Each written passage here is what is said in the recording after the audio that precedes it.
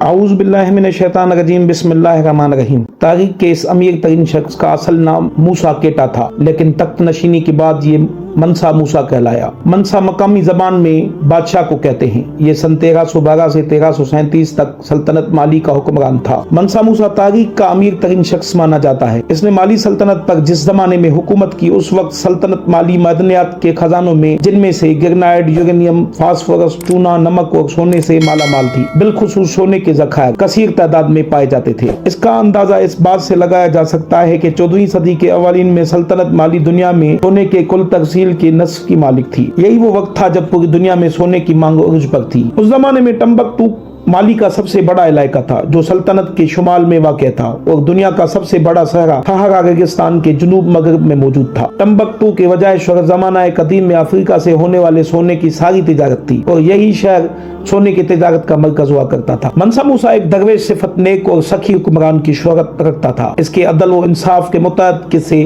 तारीख में दर्ज हैं। मनसा मूसा के दौर हुकूमत का मशहूर तरीन वाक़या सन 1324 में उसका मुनफरद सफर हज है। मुअर्रिखीन लिखते हैं कि मनसा मूसा के हज की तैयारी को लगभग 1 साल से ज्यादा का अरसा लगा था। सोने के तारों से मरसा शाही खीमे बनाए गए, अहले खाना के लिए सफरी महल बनाया गया। मनसा मूसा के ज़हीन तरीन दरबारियों ने हजारों खीमों पर मुश्तमिल एक बेमिसाल चलता फिरता शहर बना डाला था। मनसा मूसा को सबसे ज्यादा शोहरत हज के सफर पर मिली। ये सफर इस कदर पर शुकूह था कि इसकी वजह से मनसा मूसा की शोहरत न सिर्फ इस्लामी दुनिया के एक बड़े हिस्से में फैल गई, बल्कि ताजरों के जरिए यूरोप तक उसके नाम के चर्चे होने लगे और लोग उसके काफिले को देखकर दंग रह जाते। लोगों ने देखा कि मनसा मूसा के काफिले के हमरा 60,000 अफराद थे, जिनमें से 12,000 उसके गुलाम और पैरोकार थे, जिन्होंने 4-4 पाउंड सोना उठा रखा था। बकौल इब्ने खुल्दून, मनसा मूसा के काफिले में इतने ज्यादा लोग थे कि उनका शुमार मुश्किल था। मनसा मूसा जिस घोड़े पर सवार था, उसके लिए सोने के खुसूसी लगामें तैयार की गई थी। इस तरह मनसा मूसा के आगे 500 अफराद का दस्ता था, जिन्होंने खूबसूरत रेशमी लिबास जेब तन किया हुआ था। हर एक के हाथ में सोने की एक एक छड़ी थी। उसके साथ साथ इस काफिले में 80 ऊंटों का एक कारवां भी था, जिसके हर ऊंट पर 136 किलो सोना लदा हुआ था। दरअसल इस वसी सल्तनत में सल्तनत माली दुनिया के आधे सोने के मालिक, और उन सब का मालिक मनसा मूसा था। एक अंदाजे के मुताबिक मनसा मूसा ने 125 टन सोना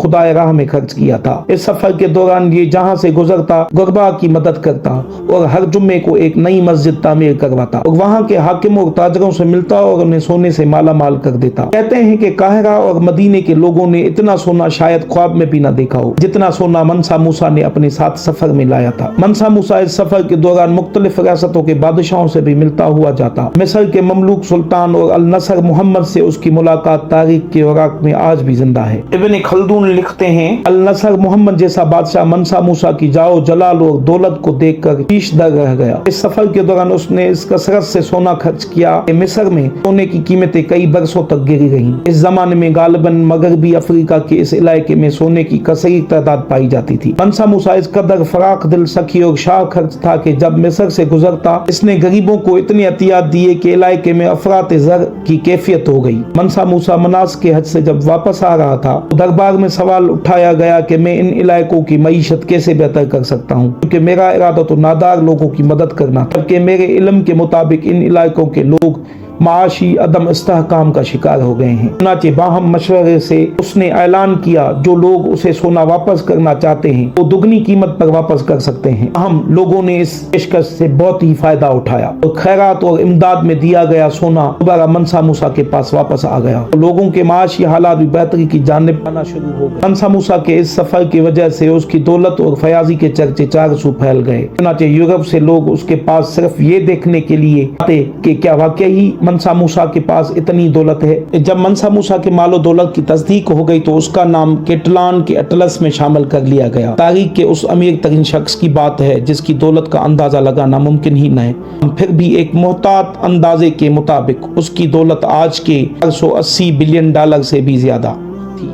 منسا موسیٰ مکہ معظمہ سے ایک انڈلسی معمار ابو اسحاق ابراہیم الساحلی کو اپنے ساتھ لایا، جس نے بادشاہ کے حکم سے گاد اور ٹمبکٹو میں پختہ اینٹوں کے 2 مساجد اور ٹمبکٹو میں ایک محل تعمیر کیا۔ مالی کے علاقے میں اس وقت پختہ اینٹوں کا رواج نہیں ہوا کرتا تھا۔ منسا موسیٰ کے زمانے میں مالی کے پہلی مرتبہ بیرونی ممالکات سے تعلقات قائم ہوئے، چنانچہ مراکش کے مرینی سلطان ابو الحسن سے اس کے اچھے تعلقات تھے۔ منسا موسیٰ درویش صفت اور نیک حکمران تھا، اس کے عدل و انصاف کے متعدد قصے تاریخ میں درج ہیں۔ منسا موسیٰ کے بعد مالی کی سلطنت کا زوال شروع ہو گیا، ایک ایک کر کے تمام علاقے ہاتھ سے نکل گئے، اور 1854 میں شاہ گاد کے سونگھائی حکمران نے مالی کی سلطنت کا خاتمہ کر دیا۔ مشہور سیاح ابن بطوطہ نے منسا موسیٰ کے بھائی سلیمان بن ابو بکر کی حکومت کے دوران مالی کی مملکت 1 سال سے زیادہ قائم کیا اور ٹمبکٹو کو بھی سیر کیا اور اس کے امن و امان اور خوشحالی کی تعریف کی۔